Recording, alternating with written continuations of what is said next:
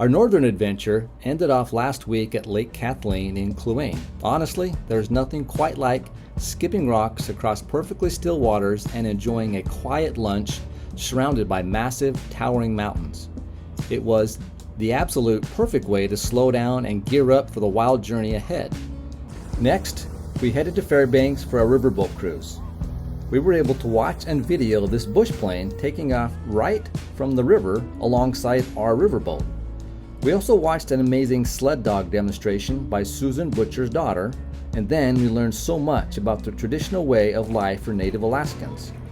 We wrapped up in Denali National Park.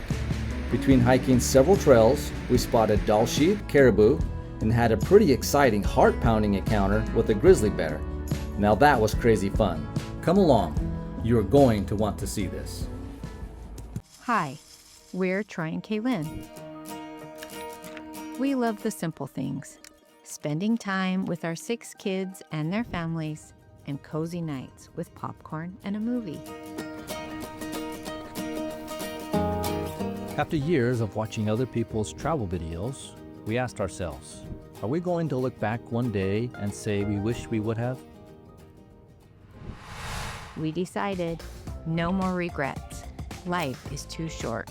So we stepped out and said yes to adventure. Join us on our NoRegrets Retirement journey. We'd love for you to come along. We finally made it to Alaska. Our very first stop was Fairbanks to check out the famous Trans-Alaska Pipeline. It was fascinating to see the massive scale of it up close and learn about the engineering, especially how they use specialized pigs to scrape and clean the inside of the pipes. Next up, we boarded the iconic riverboat Discovery for a cruise along the Chena River.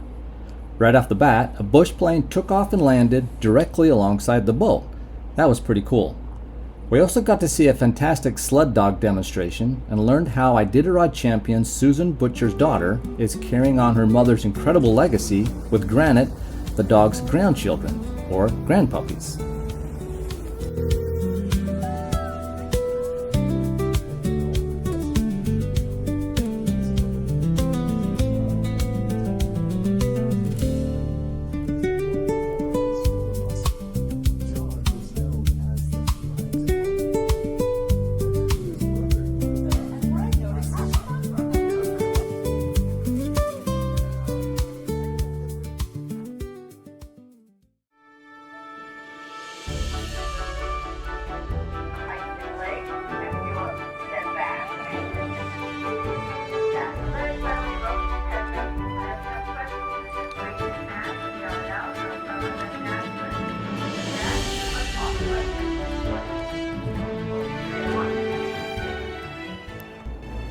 Another part of the cruise was stopping to learn about the Athabascan culture. Hearing firsthand how they survive bitter interior winters and preserve salmon for both their families and their dog teams was incredibly eye-opening.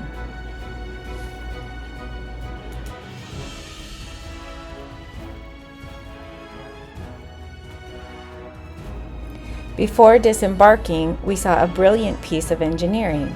They used the exact same pipeline material to build a custom floating dry dock. To inspect the boat, they flood the pipes with water to submerge the deck, float the boat over it, and then drain the water so the whole vessel lifts right out of the river. After Fairbanks, we were off to Denali. We stayed in a, let's say, cute, minimalistic, tiny cabin right on its own private lake. It came with fishing poles and paddle boards, which allowed us to get some really good R&R time. We have some pretty wild stories coming up about a local beaver, a roaming bear, and a couple of incredible hikes, so stick around.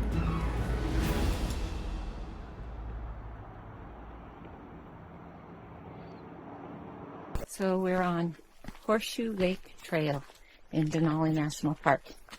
And we chose this because the guide said we could see beaver dams on this trail. So we come down here, and sure enough, what do we see? A sign that says, "This is where beaver live." And we see a little beaver swimming across the lake, carrying a branch. Get some pictures of it. before it goes back the other way. Then we continue on our way. Then KayLynne asked me if I know the difference between a beaver and a muskrat. I said, yeah. Muskrats don't have tails like beavers. So I told her I got some really cool pictures of this little baby beaver in the water. And we'll show you those pictures. And then we come to this ranger. He wants to talk to us about beavers. And we said, yeah, we saw one, a little baby one. And he said, no, you didn't. There are no beaver in this lake. They've all gone because they ate all of their food source. Yeah. So they haven't been here for years. Well, we saw a beaver dam, and we saw the beaver, but it was a muskrat. It was really a muskrat. Okay, so we rode to East Fort on the transit bus, and we were looking for a place to hike because there's people everywhere. But we noticed that once we got on the gravel road, we started to see wildlife more. So we thought this would be a good place to do a little hiking.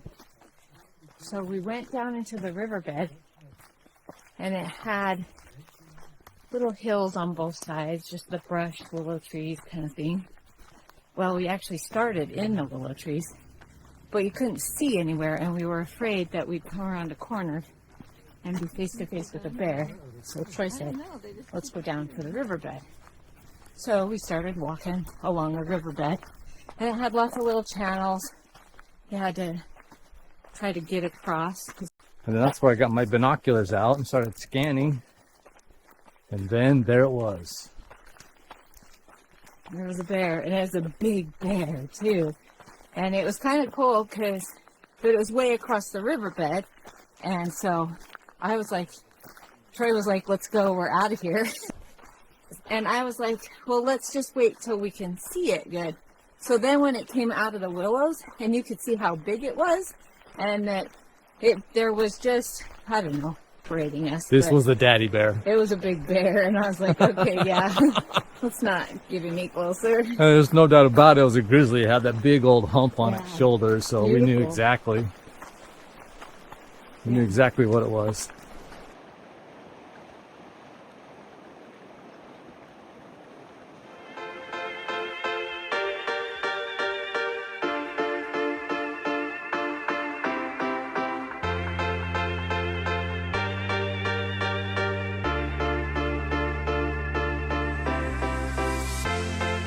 Cause you know the world is beautiful, so beautiful.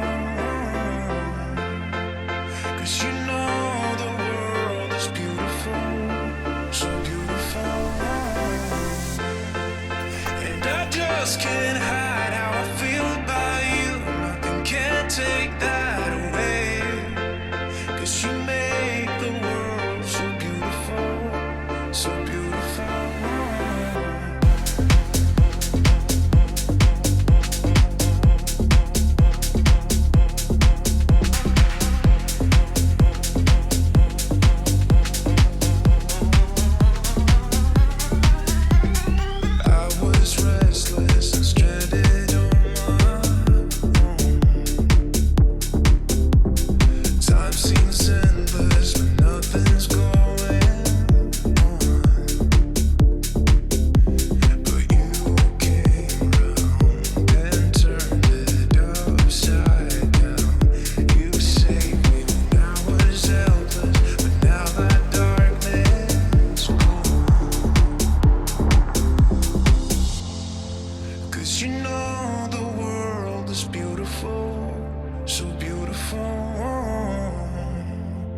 Cause you know the world is beautiful, so beautiful. And I just can't hide how I feel about you. Nothing can take that away. Cause you make the world so beautiful, so beautiful.